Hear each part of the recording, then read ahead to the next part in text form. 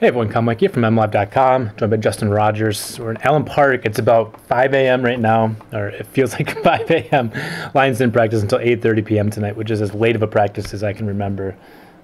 What? Nothing. I mean, this is going on right here. Kyle's choking down pizza in between takes. Keep going. Let's go. It's a late practice, cut us some slack. Yeah. What caught your eye from tonight?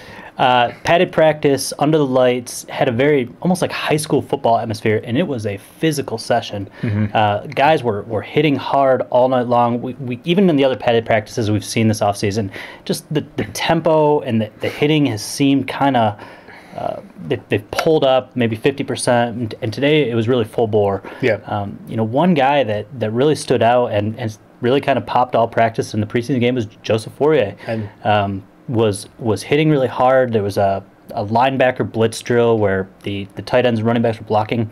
He pancaked Kyle Van Noy. I mean, would you ever have thought Joseph-fauria would have pancaked Kyle Van Noy? And after that play, I mean, he kind of, a little extra push into the ground.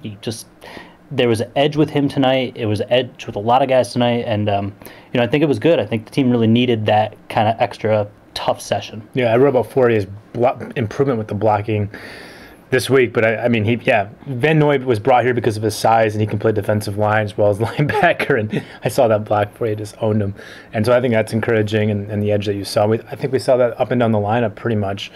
It was interesting with the night dynamics, and they rented lights basically for one night here, so the environment was very different than a normal practice, and I think guys rose to the occasion a little bit.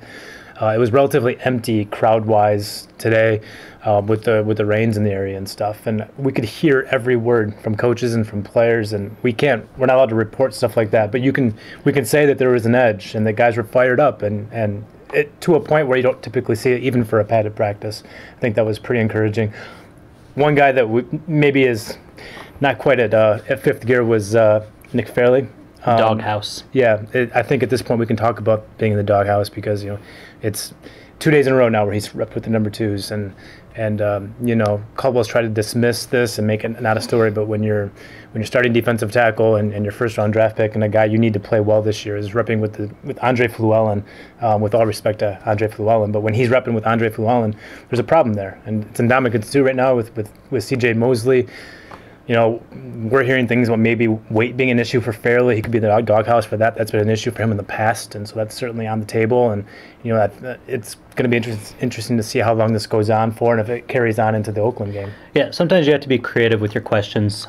We've tried asking Caldwell about Fairley directly. It's a no-go.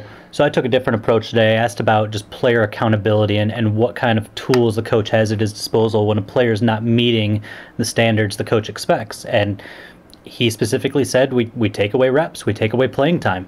And, Fairley didn't have to be mentioned by me or Caldwell, but that's clearly what's happening. He's not meeting the standards of the coaching staff. I think both Kyle and I are comfortable with the people we've talked to say this is a weight issue, this is an effort issue.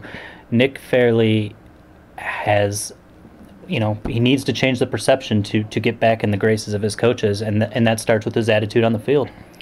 The people I've talked to have said it's a weight thing, and again, no one on the record has said that. So take that for what you will. But I've heard it's a weight issue. I've heard it's an effort issue, and I've heard that I can tell from talking to certain people that teammates are not pleased with what that situation is. Not only because they don't have a really talented guy playing at his best and playing with the first team, but also they have to answer questions for this guy.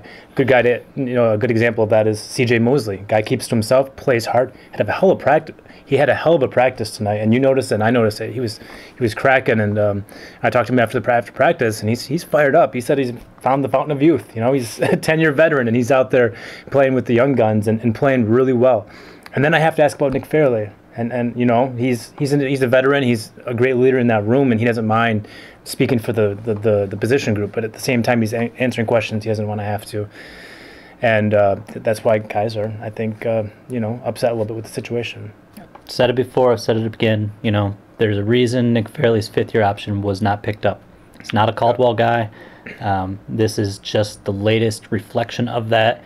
And the Lions need him this year. They need him to play at his best. They're trying to motivate him. The motivation at this point, it seems more like it's been a negative effect. Again, Fairley was wandering by himself on the sidelines. Yeah. I don't know, pouting's probably too strong of a word, but he's distancing himself from his teammates. Yeah. He seems sour, and it's not the reaction they want to see, and it's not the reaction they need to see. They need to see him getting back to being the player he's capable of being. Well, the last staff tried one approach with him, which was hands off and let him stretch how he wants to, which is basically not at all, and let him effort how he wants to in practice and so forth. And it didn't work out. He played overweight. He never really played at his best, and when he was at his best, it wasn't consistent. This staff is trying a new approach, and they've only got 1 year with him anyway, and so there's not much to lose with Nick Fairley. I think And Ndamukong Suh, every day what you're going to get with him, no matter what you do, he's going to bring it. And that's just the way he is. And you can say whatever you want about Ndamukong Suh off the field, but he's going to bring it every single day on the field. Almost killed Reggie Bush today. He did. Oh, my God, that's so funny. Came through the hole, grabbed Reggie Bush, and could have ragdolled him, could have destroyed him. Obviously, Suh let up, being a good teammate, but... Yeah.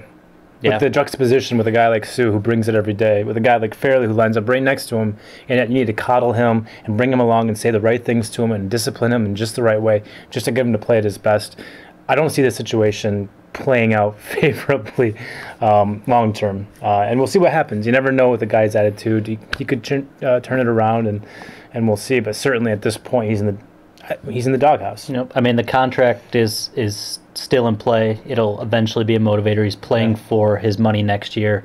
That's in the Lions' favor. If they're going to move on, at least that motivating factor to push him to that next level. But other than that, I mean, it's going to be tough to find the right mix to get Fairley to play at his best.